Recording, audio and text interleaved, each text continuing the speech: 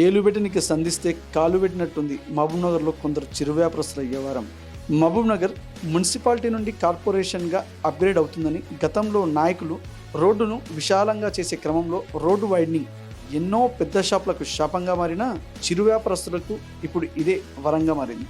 బండమీదిపల్లి నుండి ఎస్పీఎస్ వరకు ఎక్కడైనా ఏ పుణ్యాత్కుడైనా రోడ్డుపై కాకుండా ఫుట్పాత్పై నడుస్తాడా అని కళ్ళల్లో ఒత్తులేసుకొని 2 రోజులు చూసినా ఒక్క పుణ్యాత్కుడు కూడా నడవలేదు.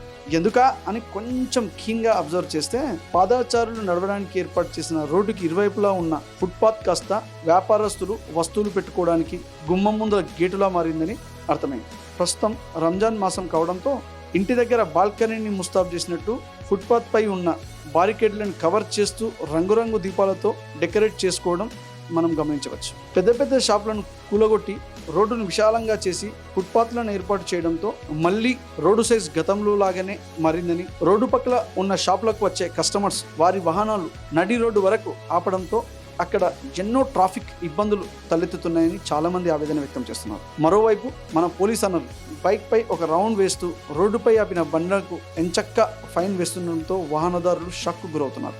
ఫుట్పాత్లను కబ్జా చేస్తున్న వారిని, షాప్లకు పార్కింగ్ లేని వారిపై చర్యలు తీసుకోకుండా వాహనాలు ఆపడమే అదునుగా చేసుకుని బండి ఆపి అలా వెళ్ళామా ఇలా ఫైన్ వేస్తున్న పోలీసు అన్నలో తీరు ప్రజలకు ఇబ్బందిగా మారుతుందని, వీలైతే ఈ సమస్యకు శాశ్వత పరిష్కారం చూపాలని మహబూబ్నగర్ మేధావులు, ప్రజలు, అధికారులను కోరుతున్నారు.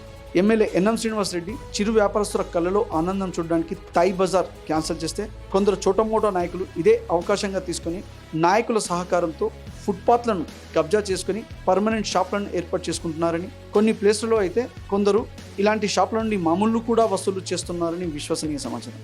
ఏది ఏమైనా మహబూబ్నగర్లో ఫుట్పాత్లు కబ్జాకు గురి కాకుండా షాపుల ముందు రోడ్డుకు సగానికి వాహనదారులు తమ బండ్లను ఆపి ట్రాఫిక్ జామ్ చేస్తూ ప్రజలను ఇబ్బందుల పాలు చేయకుండా అధికారులు, నాయకులు చర్యలు తీసుకోవాలని పాలమూరు ప్రజలు, మేధావులు వేడుకుంటున్నారు.